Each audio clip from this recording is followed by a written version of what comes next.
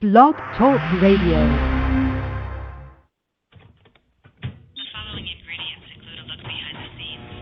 Cook uncovered until hot. Add grooves to taste. I would like, if I may, to take you on a strange journey. Once upon a time, there was a little girl. The accident was over a year ago. A second woman has been elected president. The 12th planet has been named in the solar system. The last wild polar bear has died. I slept through it all. I was here for my waking. He called it a beginning. He said it was good. I think he may have thought that anything I did was good. Welcome to Transition Radio with your host, Angelo. A show for trans folks by trans folks, here to let your voice be heard.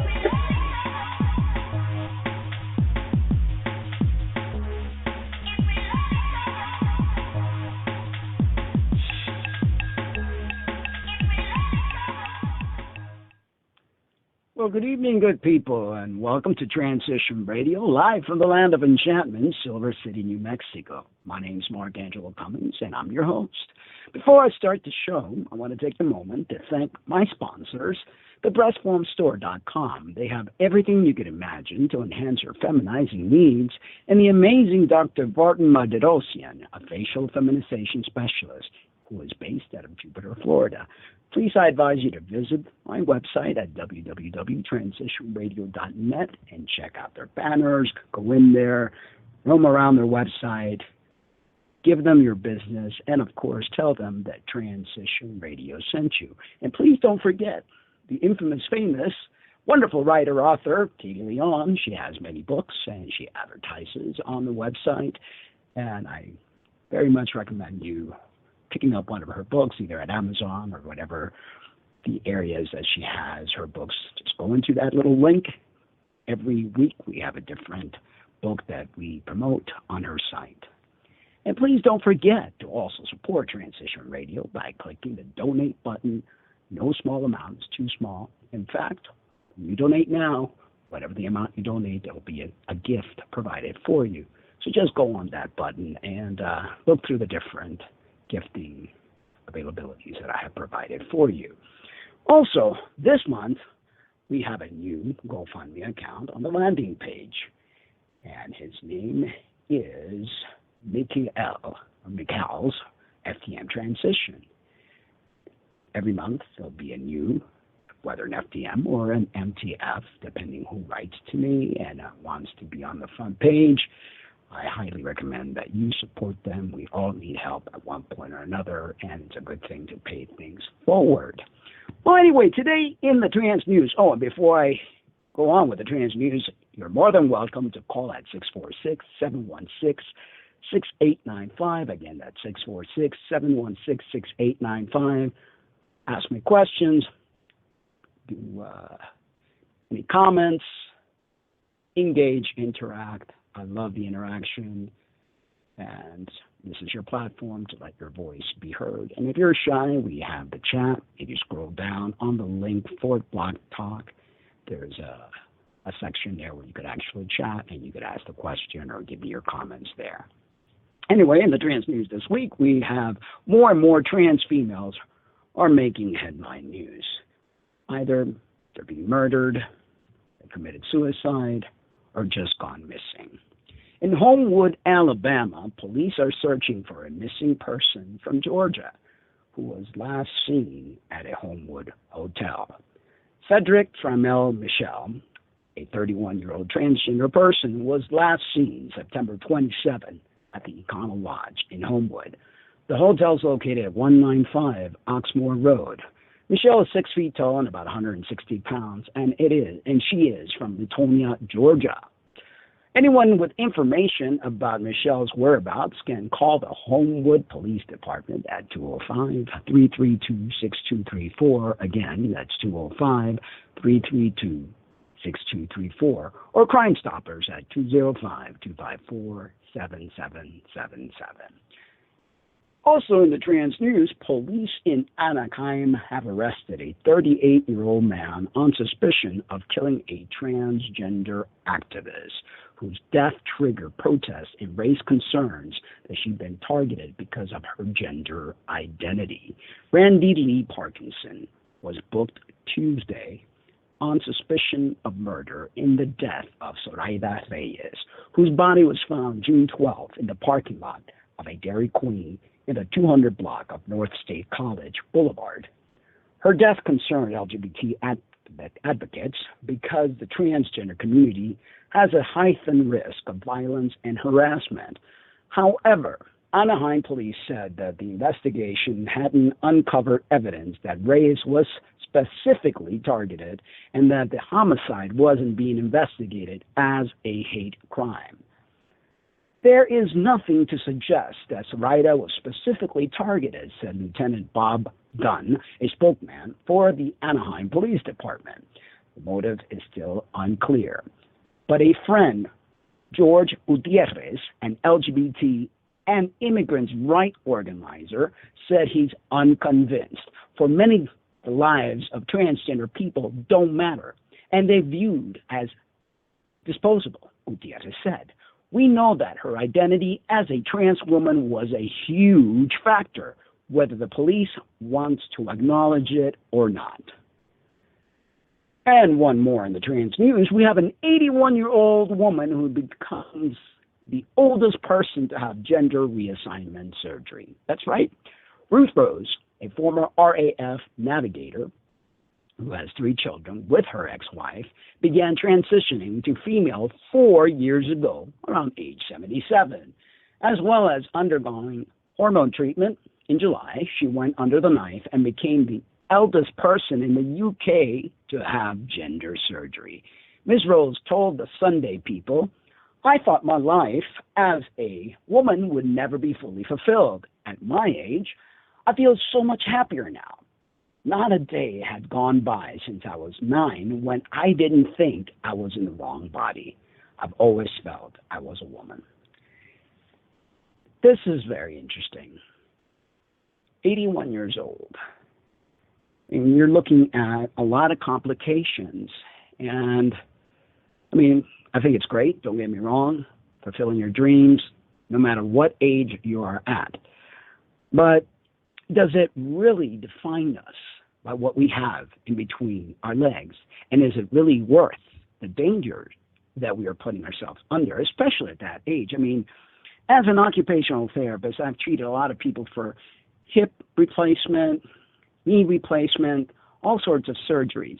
As we get older, our body is not as forgiving and it's not as healing. So it's a lot harder to actually have some plasticity in our tissue where it's going to heal. And when you're talking about sex reassignment surgery, that is one big surgery for any age, never mind at age 81. But again, good for her. That's what makes her happy, and she was able to accomplish it and is healthy. That is all that matters.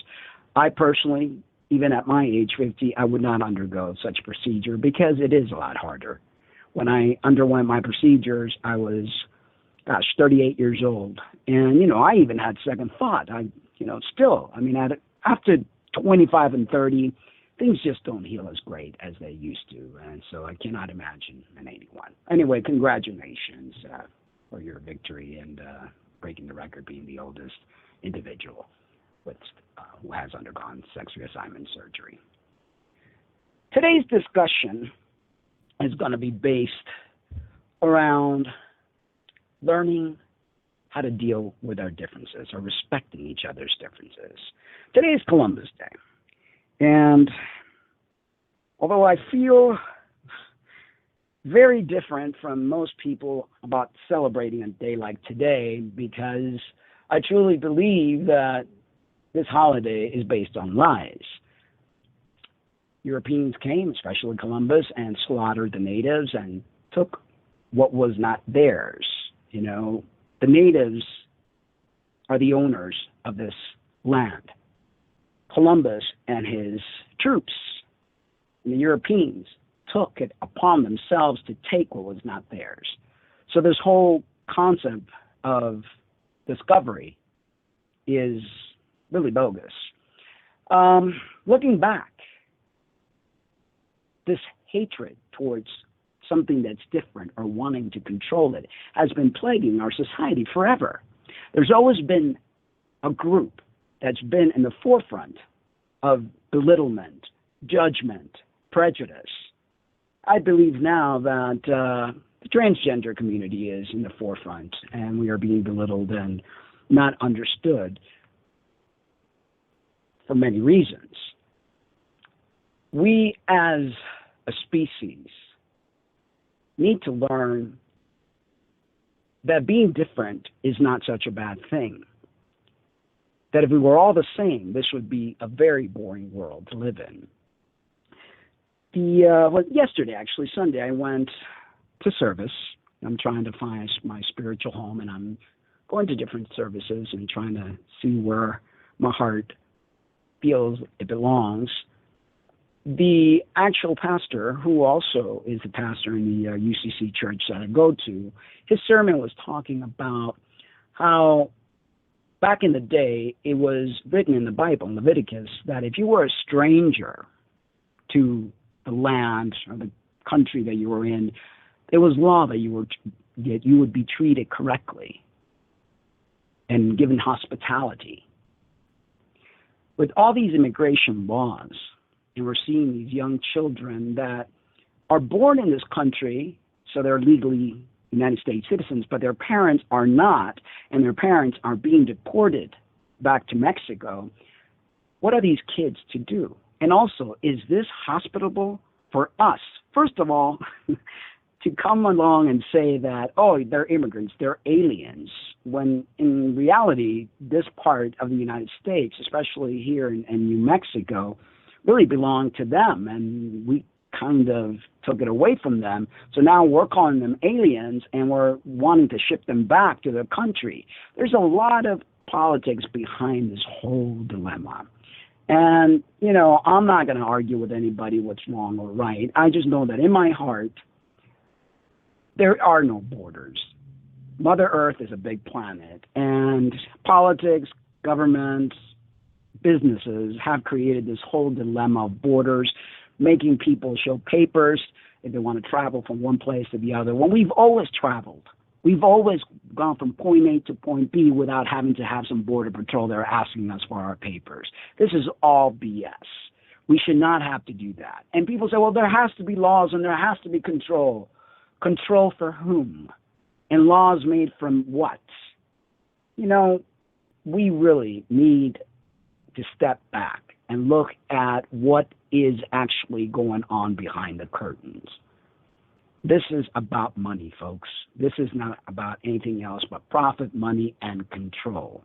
And we're allowing people to run things around the world that is not right.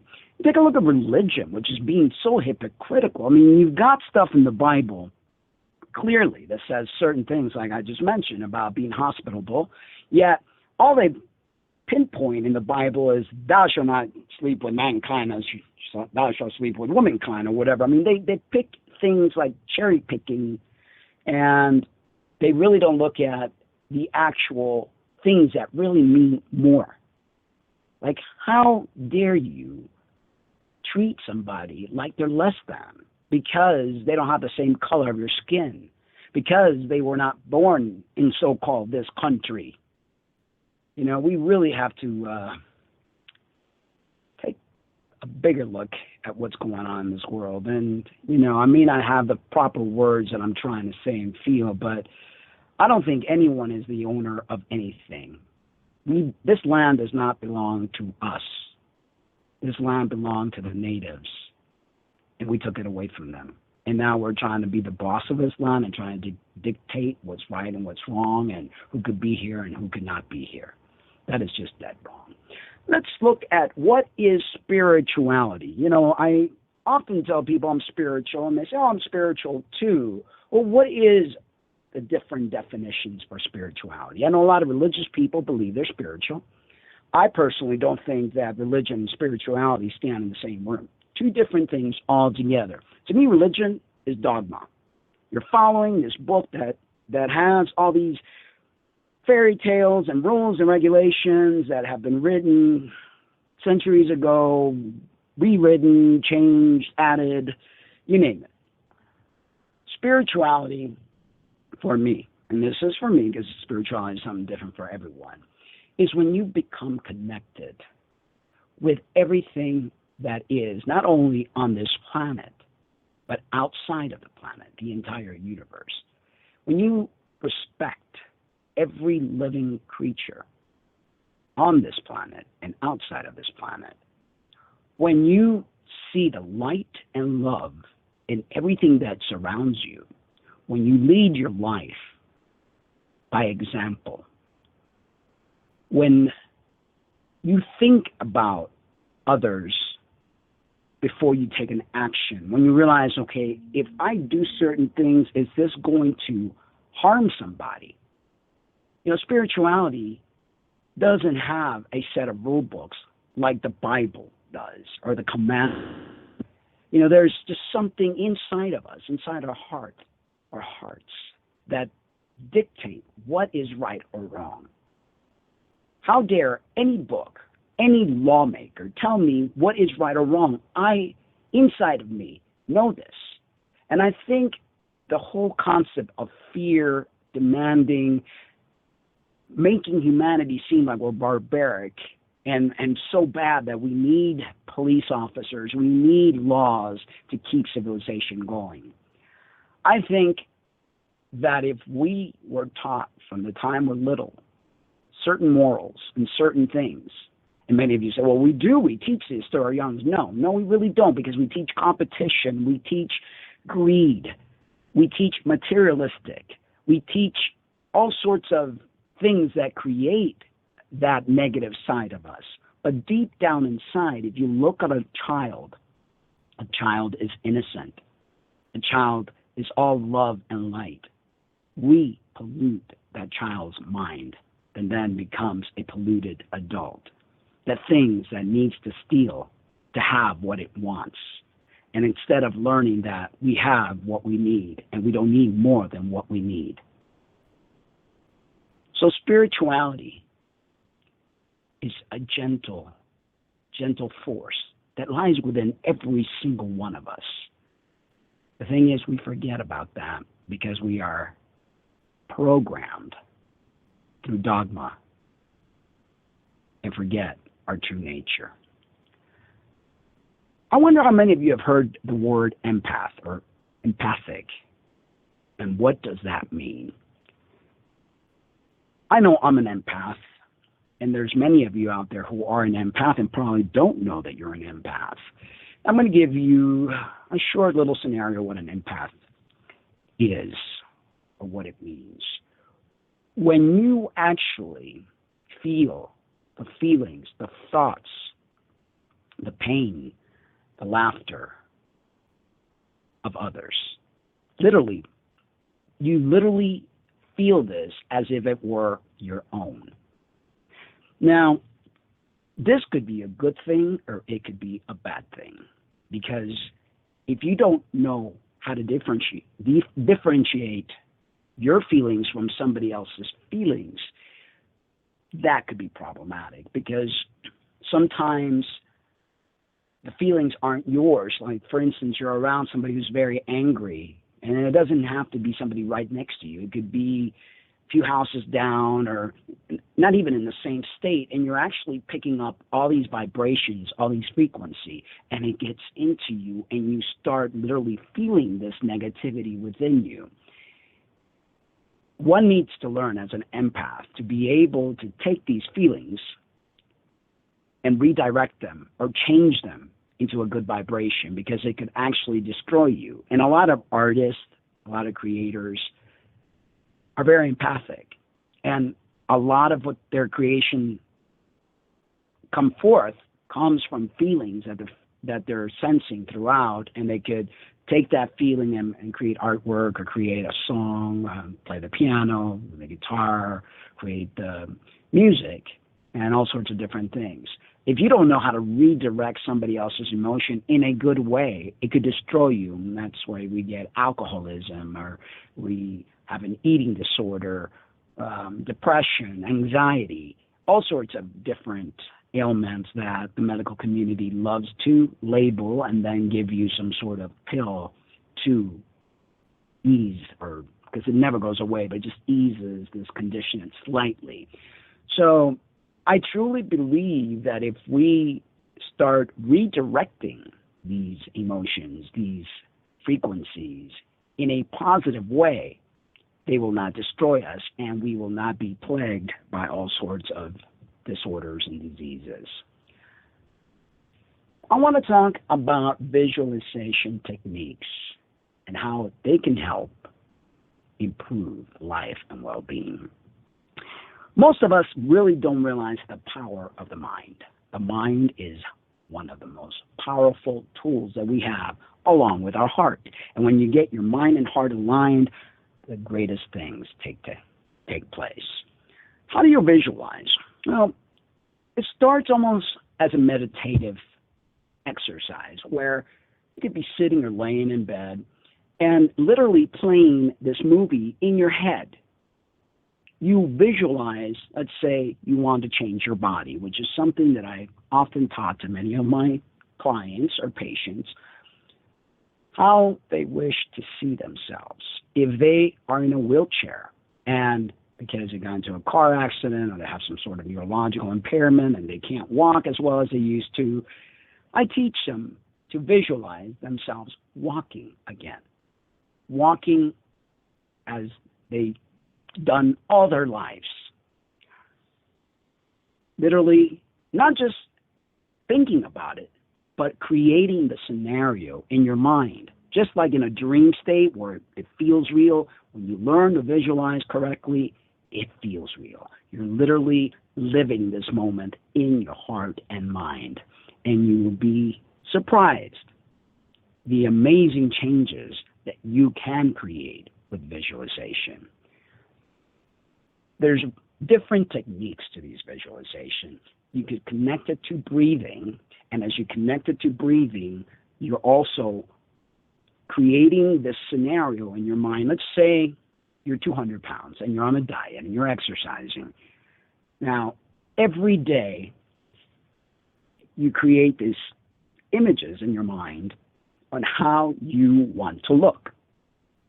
Obviously, it's not going to happen from one day to the next that you're weighing 200 pounds and you're going to be your ideal 150 or 125 pounds. So what you do on a day-to-day basis, you create a journal in your mind on how you're seeing your body reform itself, reshape itself. Your arms, which were flabby, aren't as jiggly as they used to be before. Now you're starting to see some muscle tone. You incorporate this visualization technique with proper nutrition and proper fitness. And the key words here is proper, because some people want to go from 0 to 60, and your body can't handle that. So you start off with gentle walking. If you can't walk because whatever condition, maybe you're in a wheelchair, and because of being in this wheelchair, now you're gain more weight than your body can handle, then start doing movement from your torso up. You start with your breathing, diaphragmatic breathing. Then you start moving your arms up and down and moving your body, almost like dancing in that wheelchair or in that regular chair if you're too weak to actually walk, or you have prostheses and it's a lot harder for you to be able to walk. Move your body, teach your muscles isolation. So you're literally visualizing these muscles moving, and as you're visualizing these muscles moving, you're actually creating the movement, even though you may be partly stagnant. Breathing, really focusing on getting lots and lots of air into your lungs, holding, counting as much as you can, and then blow that air out. Teach your cells to vibrate. You are the master of your universe. You are the master of your body. You can create whatever it is that you want. Don't let anyone tell you otherwise. We are creator gods in the making. We have been given a raw deal from the time we're little and told that we're bad, that we have to do this and do that and do the other. No, you are not bad, and you have to do nothing. Only be in the frequency of love, of happiness, help yourself, and help others. This is not a game, folks. Those with the most toys are the ones that win. No, you can't take it with you when you go. Yes, it's nice to have nice things, but how much things do you really need? Do you know that there wouldn't be one single person gone hungry in this world if all these individuals that have more than they need to have would let go of some of what they have and give it to those in need? Less greediness, less trying to control things like, again, sending our neighbors back to their country because we think that because they're here, it's going to deprive us of something. That is not true, folks. Think in the frequency of love. Be love and be well. Well, hey, guys, don't forget that I am a certified nutritional consultant and master personal trainer, as well as a life coach and spiritual guide. Please visit the website, www.transitionradio.net. Look on the right-hand side. There's a little icon there with the pair of sneakers and the fitness area. You click on that. It's going to take you to my blog. In my blog, I have great articles that I write from time to time, also my prices and how you could contact me and hire me. I guarantee that I will help you. I have helped thousands of people. First when I had bodies under construction, and then as a consultant on Skype, on phone, on email. Catch this Thursday at 8 p.m. Eastern Standard Time on Gay Live Television, the Transition Radio TV. I have Cecilio Asuncion, I hope I'm pronouncing that correctly. He's the creator of What's the Tea? It's a trans documentary. And you visit my website and go on to his page, it will take you directly to his website, and you can learn a little bit more about the documentary. So I look forward to interviewing him this Thursday. And not quite sure if Gay Live Television is going to have a subscription thing as of yet. They're working on that. They're creating a lot of changes. So, but stay tuned on the website for all the information, and so you don't miss these great shows. Thank you, guys.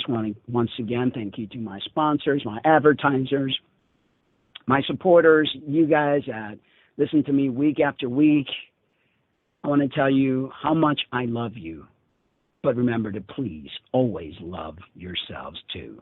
I'm ending the show now with one of my acoustics songs that I wrote a while back. It's also on my CD, but this is the acoustic version. It's called It's Been a While. If you enjoy my music, go to the website. There's my store there. You could actually download some of my stuff from the album Enslaved. And if you want me to send you an MP3 of any of my songs, go into YouTube and go into my playlist of my originals. And if you donate a small amount to Transition Radio, I will personal email. Catch you guys on Thursday. Love you once again, but love yourselves too. And here's a song. It's been a while.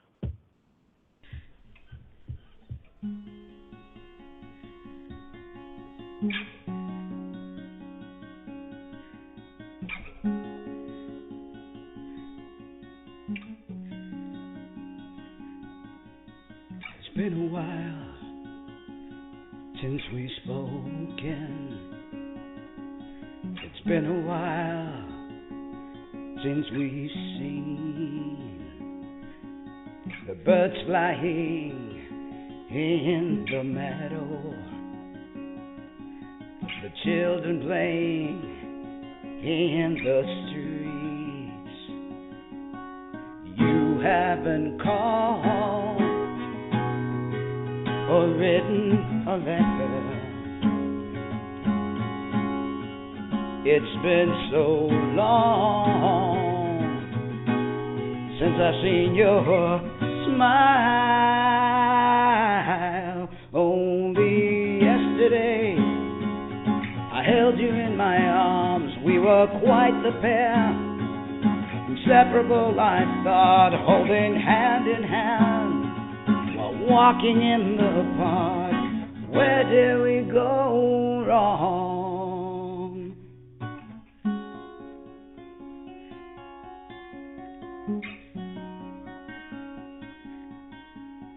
It's been a while since I held you. It's been a while since I smelled your hair. Your tender kiss I remember. Your gentle touch everywhere. You haven't called or written a letter. It's been so long since I've seen your smile.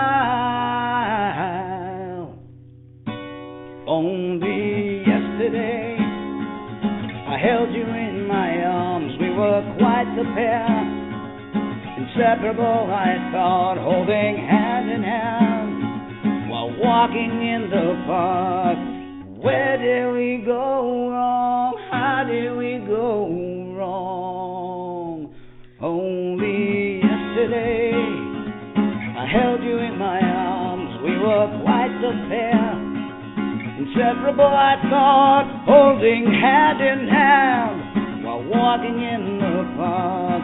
Where did we go wrong? How did we go wrong? I miss you so.